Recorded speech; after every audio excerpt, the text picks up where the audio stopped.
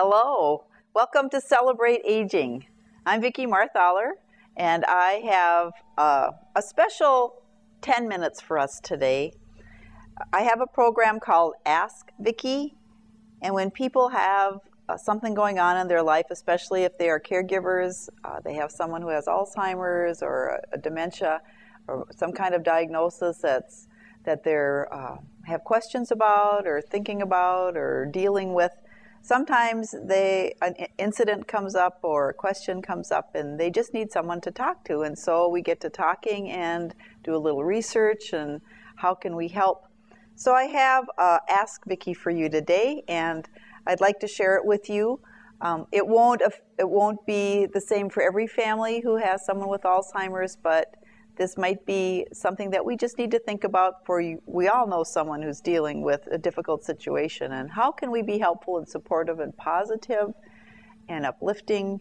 And so let me share it with you, and if you know of someone who is dealing with this issue, that you could maybe be that support for them in their time of need.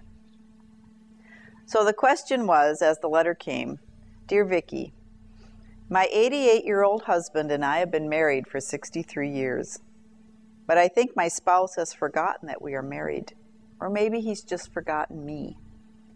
Because of his advanced dementia, I could no longer provide a safe home for him, and I'm not in good health.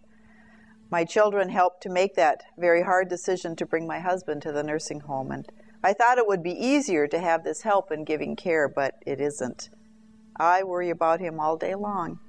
And I'm not able to drive, or else I'd go see him every day. There are many other residents who live on his wing, and they all have dementia. And there's one lady who thinks my husband is her husband. And I find this very distressing. One day when I was visiting my husband, we were sitting together on a couch, and this lady who is the resident came up and informed me that I was sitting next to her husband, and she was not happy about it. I didn't know what to say. A few days later, when I came to visit again, I saw that my husband and this woman were walking down the hallway together, hand in hand, and that woman even stopped to hug my husband, and my husband hugged her back. My head understands that my husband and that lady and all the others are there because they need help. They aren't thinking like they should. But my heart is breaking. And I get angry. I get angry at that lady. I get upset with the staff that aren't helping protect my husband from her advances. I get upset with the staff that they aren't helping my husband see that she's not his wife. I get upset with my family and even with myself that we can't care for my husband at home. You see, I'm very upset. There is turmoil in my thoughts and in my stomach and in my heart. Is there any help in this situation? And she signed it Turmoil. Dear Turmoil, what a hard place you find yourself in. It is indeed difficult to separate your head from your heart in a situation like this. Your husband is slipping through your fingers little bit by little bit. His abilities to make decisions and converse and problem solve and remember and interact with you and your family have diminished, and he's now requiring more care than any one person can give. It is not his fault. And it is not your fault. Dementia, whether it be Alzheimer's or another incurable form, is relentless in its progression, and it shows no mercy. The first thing I'd have you know is that you yourself are grieving. You have sustained just as much loss as your husband. You have lost your life partner's help in a host of different ways. You have had to pick up the slack in running the household. You're now managing finances, keeping up with relationships, and you have literally had to live a life now for two. You are experiencing multiple losses. And the second thing you should know is that your husband too is grieving.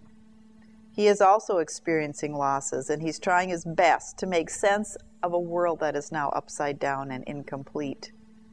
Living in confusion is very, very tiring. It takes much effort, and it is exhausting work. Your husband wakes up every morning to a very confusing world. The normal routines of getting up and getting dressed is fraught with decisions that can be taxing on the impaired brain. Washing a face requires a washcloth, warm water, and a little soap. And there seems to be an order, but oftentimes a person in the advanced stage of dementia is not able to put all those steps together.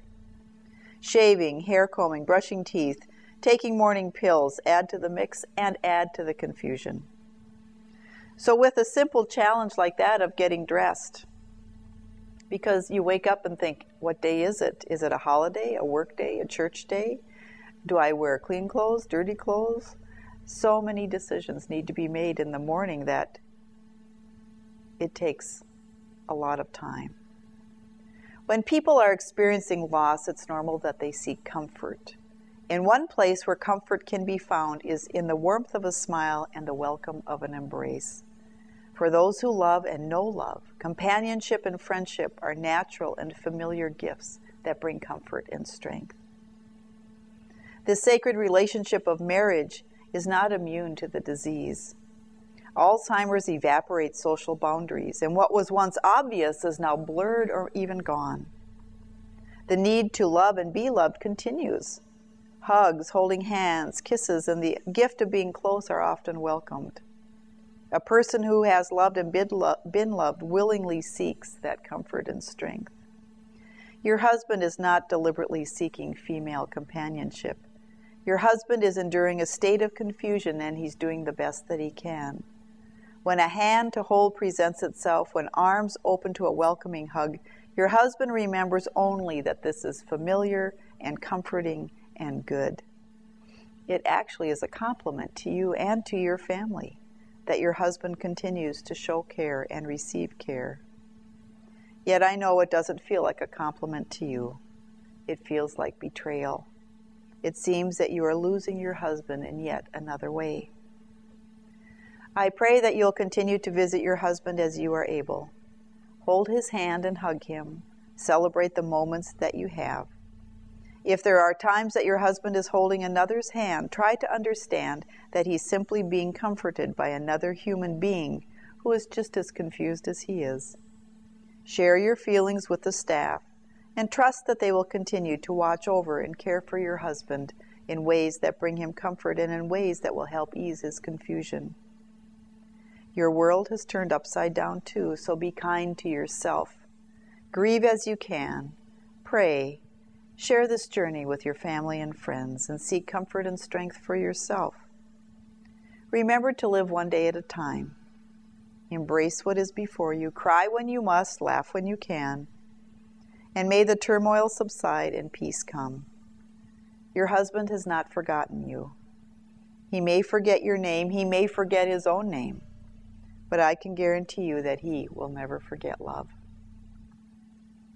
In Scripture, we have 1 Corinthians 13, these verses that say, love is patient and kind.